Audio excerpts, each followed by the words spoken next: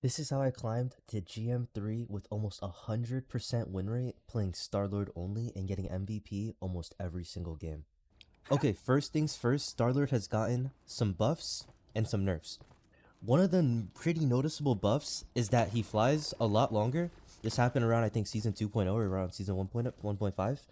And now, whenever he right clicks, he's gonna get an extra 25 HP, meaning that Starlord can be a 300 HP DPS if using his right clicks properly. How to get value out of Star-Lord's kit is what everyone doesn't seem to grasp or understand how to do. A lot of people think, oh, maybe you just have to fry the tanks in the front line and just do non-stop damage in the front line. But not only that is good to build up ult charge, but that's not always the best play considering the team comp. Star-Lord can be played into probably any single team comp, and with that, you need to analyze the team comp. Let's say you're running a dive composition and you notice their enemy backline is going to always be contested the entire time. That allows you as Starlord to just take advantage of the front line and just demolish the front line. Like, and let's say if you have a team comp that's just annihilating the front line and they have no backline pressure, that's your job to be poking the front line with your team, getting the enemies low, and then you can make the rotation to get the backline low, and then you can end up getting the kill. There isn't any common tips that I can really give when it comes to combos on Starlord. It's simply just if you have good aim, you'll be able to punish the enemies. The way you want to be winning fights is due to your positioning being better than the enemies. So taking an angle like this, taking an angle off the top, or moving around to an off angle. Let's say there's some natural cover right here, and you move around to an off angle while your team's fighting right there. They walk up, and you're doing damage to that backline, getting them low, or doing damage to a DPS that's right here, or even taking duels. Starlord is a very good character when it comes to taking duels. Let's say you're making a rotation onto point, and you're over here, and you got to make a rotation, but you need to clear top first. Your job as Starlord is to take this angle, take the duel with the person, and then you end up killing them. If you don't kill them, then you just have to work on your mechanics and just get better. That's that simple. There's nothing else to that. How to use his E. A lot of people also misunderstand this. People think, oh, I need to get a big group of people so I can build crazy ult charge, but that's just not how it goes. The best two ways that I've found to use the E is, let's say you're fighting someone, your aim's not that perfect, but they are low, you fly around them and you use the E. You fly around them, make yourself hard to hit. If it's a melee DPS hit scan, doesn't matter. You fly around them, make yourself hard to hit, and press the E button. And 9 times out of 10, if they're not getting assistance, you are going to get that kill. Another way that you can use it. Actually, I'm going to show you 2 other ways. One way is, let's say there's no support ults, but you do find a spot where you can use it. You get the enemies low. Let's say your aim's not perfect. You go like that, use your E, and then boom. You maybe get a kill, but look how much ult charge I'm building. I built about maybe 10-15% ult charge just from using an E against 2 people. It's very strong using the E like that. Another way that you could do it, let's say Luna Snow, any support pops a support ult that does a lot of healing. You get in there, you pop your E, and you're gonna build crazy amount of ult charge. And that allows you to get your ult. Another way Starlord's ultimate could be, not ultimate, Starlord's Blaster Barrage, the E, could be used is use it while an enemy is behind another enemy, because it will do significantly more damage because it's an AoE. So it's going to try and do the damage to this person, but since it can't, this person's going to get all the damage. Watch. They get obliterated. So let's say you have a Captain America, he ults, you get inside the Captain America ult and you just pop your E. Let's say Strange ults. You get inside the Strange ult and you pop your E. You follow up with a lot of ults with your E than trying to go for a single target. Because if you use your E, not only you're gonna get all the targets around you very low, allowing your team to get the kills, you also get to maybe get a couple picks in the meantime. If there's only maybe one other person in the ult, there's only 2 people in the ult, you get a pick.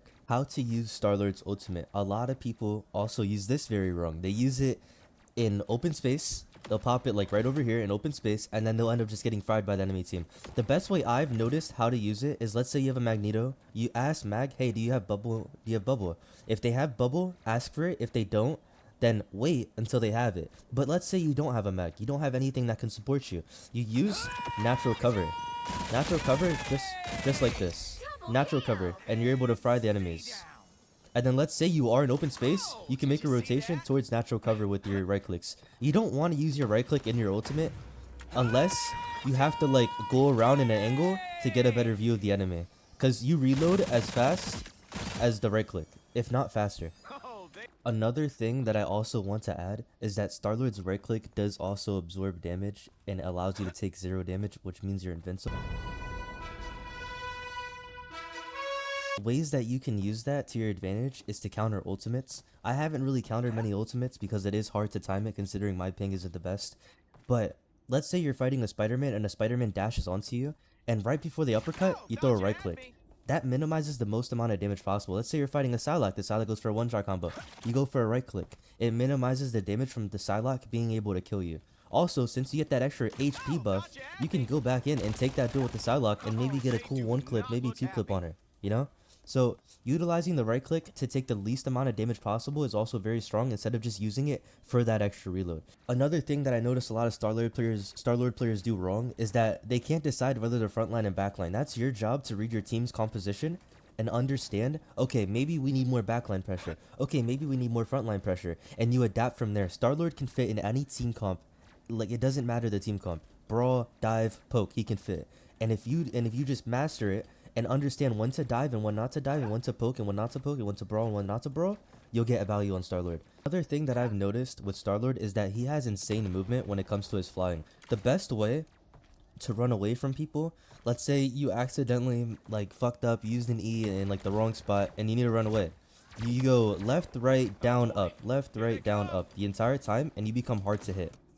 Another way that I've noticed that what you can do, let's say you're fighting a DPS and they do have good aim, you just go like left, right, up, down, but very fast, and you become very hard to hit. It's like trying to hit an Iron Man. It's not fun, and it's hard to track. Trust me, they're not going to be able to track it. If they track it, they're either hacking or they're Melio. It's one or the other. It's really hard to track. If you play Star-Lord the way I just explained how Star-Lord should be played, I guarantee you will climb a couple ranks. If not, you'll climb 1 rank. If you don't climb, it's definitely just a mechanical issue that comes with just learning your sensitivity and learning positioning. That is about it. Well, positioning involves game sense, but it's just a mechanical issue, which is also just a skill issue, and I recommend you do get better. But if you follow the basic fundamentals, Starlord, can you shush? If you follow the basic fundamentals that I explained, then you will climb. If you don't, DM me on Discord at LOLterm. Come to my Twitch, LOLterm_. Hit me up, follow the TikTok, shoot me a DM. I offer free coaching. I don't care how long the coaching session is. It can be 30 minutes. It can be 2 hours. I do want you all to be better players. So if you do need the coaching, shoot me a DM, LOLterm on Discord, LOLterm_ on Twitch. Come to my chat, drop a follow, say what's up. I'll help all you guys. I don't care how many people. But other than that, drop a follow if you liked. Like the video if you think this is gonna help you. I don't know what else to add. All right, appreciate it, guys. Take care.